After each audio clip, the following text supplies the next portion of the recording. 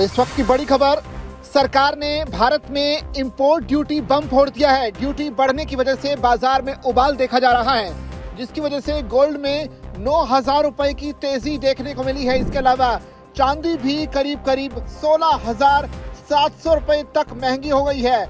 और ये जो पूरा बदलाव देखने को मिला है वो सरकार की तरफ से बढ़ाई गई इंपोर्ट ड्यूटी की वजह से सामने आ रहा है। तो भारतीय सराफा बाजार में आज जो हुआ उसने निवेशकों और आम खरीदारों के होश ही उड़ा दिए। एक तरफ प्रधानमंत्री नरेंद्र मोदी ने देशवासियों से सोना ना खरीदने की अपील की है, तो दूसरी तरफ सरकार ने इंपोर्ट ड्यूटी और सेस बढ़ाकर सोने को आम आदमी की पहुंच से दूर करने का बड़ा दांव चल दिया है। इन फैसलों का असर बाजार पर बिजली की तरह गिरा है, जिससे घरेलू कीमतें आसमान छू रही हैं। भारत में बुलियन रेट्स में जबरदस्त उछाल देखा गया। आंकड़ों के मुताबिक गोल्ड के 10 ग्राम की कीमत 1,63,270 रुपए पर पहुंच गई। इसमें एक ही दिन में 9260 रुपए यानी करीब 6% की भारी बढ़त भी दर्ज की गई। वहीं अगर सिल्वर की बात की जाए तो 1 किलोग्राम चांदी की कीमत अब 2,96,270 रुपए हो गई है। इसमें करीब 16,700 रुपए या फिर यूं कहें कि करीब 6% का उछाल चांदी में भी देखने को मिला है। वायदा बाजार MCX में भी अनिश्चितता का माहौल है।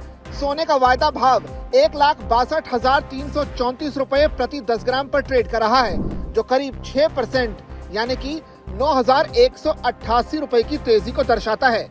वहीं चांदी वायदा 2,97,391 रुपए प्रति किलो के स्तर को छू गई।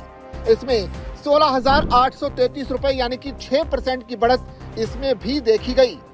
दिलचस्प बात यह है कि भारतीय बाजार आग उगल रहा है, वहीं अंतर्राष्ट्रीय बाजार में सोना मामूली गिरावट पर है। इंटरनेशनल गोल्ड की अगर बात की जाए तो 4,704 डॉलर प्रति औंस पर गोल्ड ट्रेड कर रहा है, जो कि 0.29% की गिरावट है। वहीं अगर इंटरनेशनल सिल्वर की अगर बात की जाए तो यहाँ भी चांदी मजबूत है। 86 डॉलर प्रति औंस पर यहाँ पर चांदी कारोबार करती हुई दिखी, जिसमें 1.93% की बढ़त देखने को मिली है।